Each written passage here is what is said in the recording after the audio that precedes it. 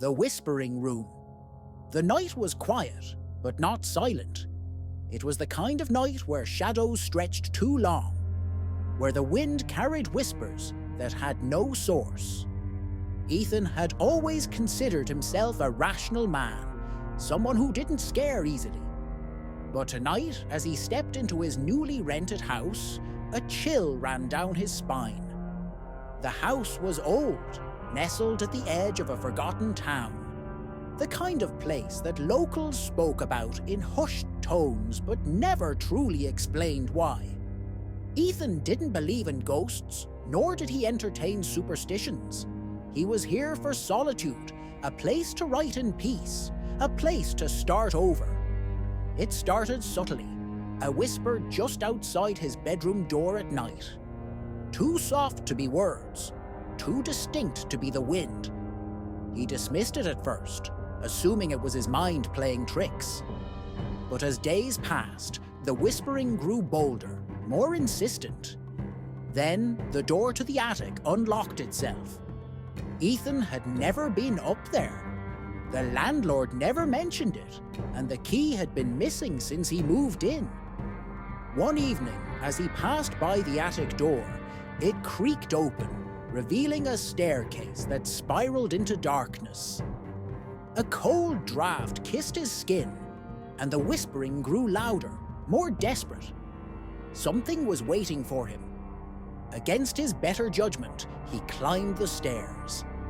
Each step groaned beneath him. The attic was vast, filled with old furniture covered in sheets, the air thick with dust. But what caught his attention was the mirror. It was massive, stretching nearly from floor to ceiling, its frame ornate and ancient. But the strangest part? The reflection didn't match the room. Instead of furniture, the mirror reflected a different space. A dimly lit hallway with walls covered in peeling wallpaper. At the end of the hallway stood a figure, its face obscured, motionless. And then, slowly, it lifted his hand and beckoned. Ethan staggered back, heart hammering in his chest. He should have run, should have left the house that instant. But he didn't. Each night, the whispering drew him back.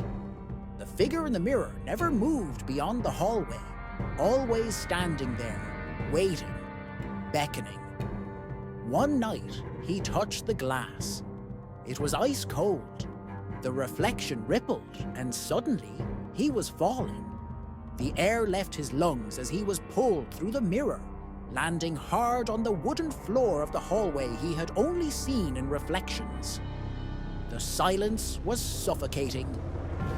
The walls groaned and the whispering surrounded him, louder than ever. But now he understood. They weren't whispers. They were pleas. Footsteps echoed behind him. He turned. The figure was no longer at the end of the hall. It was right in front of him.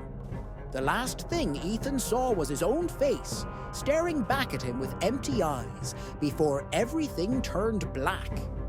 Back in the attic, the mirror rippled once more. And in the house below, a man descended the attic stairs. He looked like Ethan. He moved like Ethan. But he wasn't Ethan, and the whispering had stopped.